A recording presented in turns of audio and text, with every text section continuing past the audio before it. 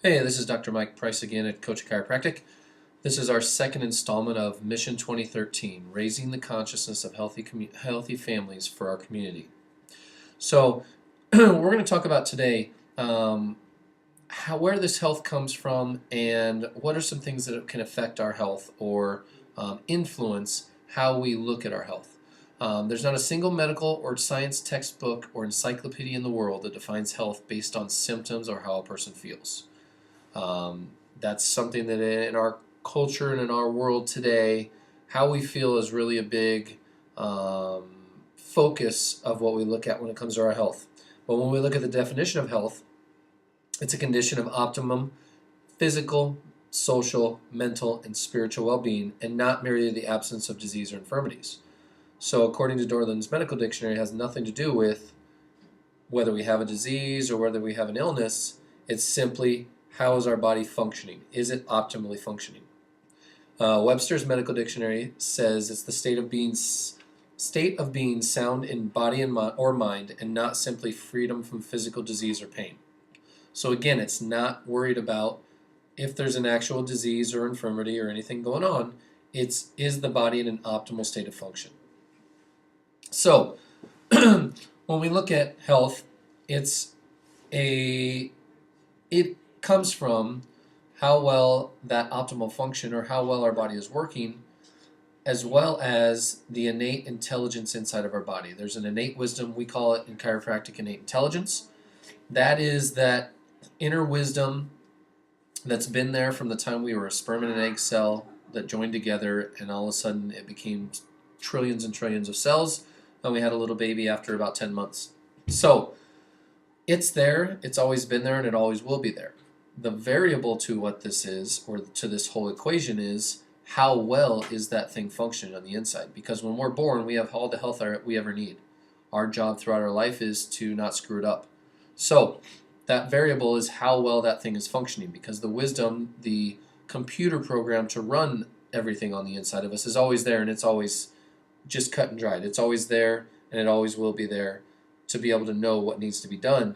But the variable is it actually doing what it was designed to do? Are the parts and is the body as a whole working like it should be?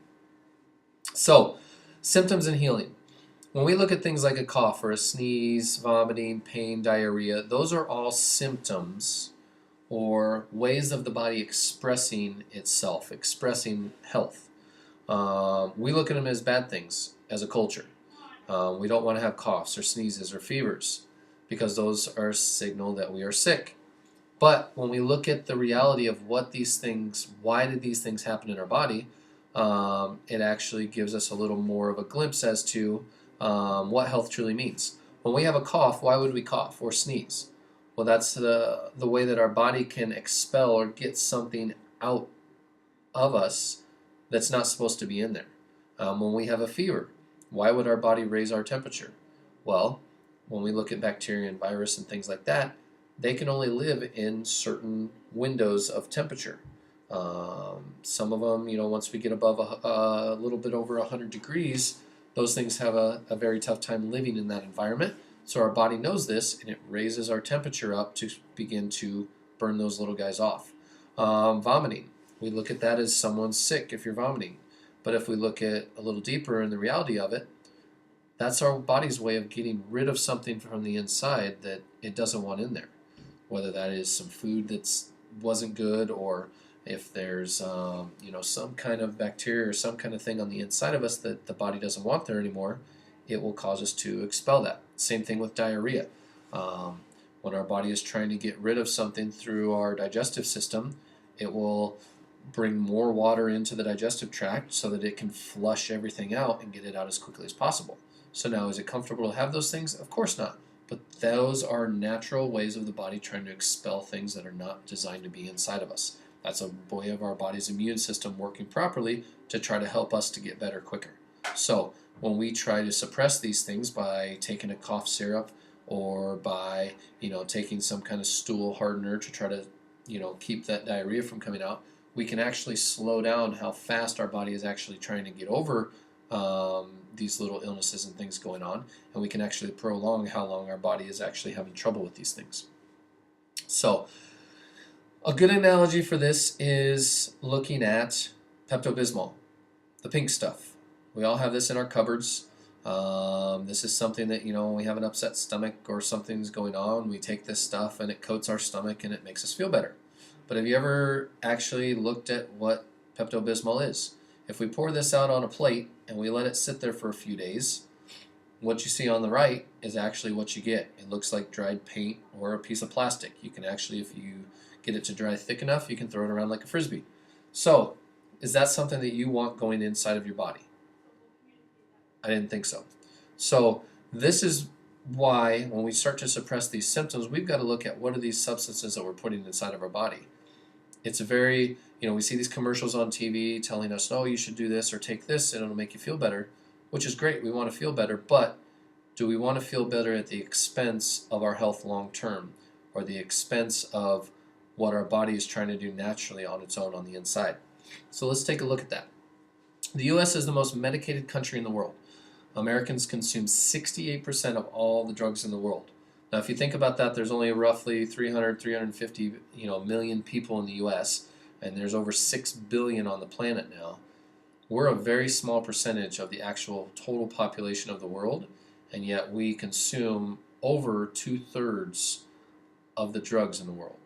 Half of all Americans take at least one prescription drug on a daily basis, and in dollars, Americans spent more than $234 billion on prescription drugs in 2009. That was up from $104.6 billion in 1999. So just in a 10-year period, 1 decade, we actually doubled the amount that we were using. Now, our population didn't double in that time, but the amount of money we were spending on drugs doubled in that short period of time. So the pharmaceutical industries are actually the most profitable industries in the entire world. So that allows them to have a very big influence on healthcare policy. 80% of the average pharmaceutical company's budget is actually used for marketing. So when you see all these commercials and these advertisements on TV, we're seeing more and more and more of them all the time. That's because they use a large amount of their budget to be able to market these things. So the combined profits from the 10 drug companies that are in the Fortune 500, they actually profit more than the other 490 businesses combined by over $2 billion. So you can see there how these are very, very powerful, very, very big companies that have a lot of leverage and a lot of say in a lot of things that go on within our country. So, does big business influence healthcare policy? We can look at just through history and how the cigarette industry had a huge influence and did a lot of marketing in many different ways with a lot of people back in the day until some policies began to change because they understood the effects that these cigarettes were having on people. So we have to ask the same question. Now, with the pharmaceutical industries, are these industries or is this big business affecting the health of our nation and our world going forward? And what could those effects be in the future if some things aren't changed now?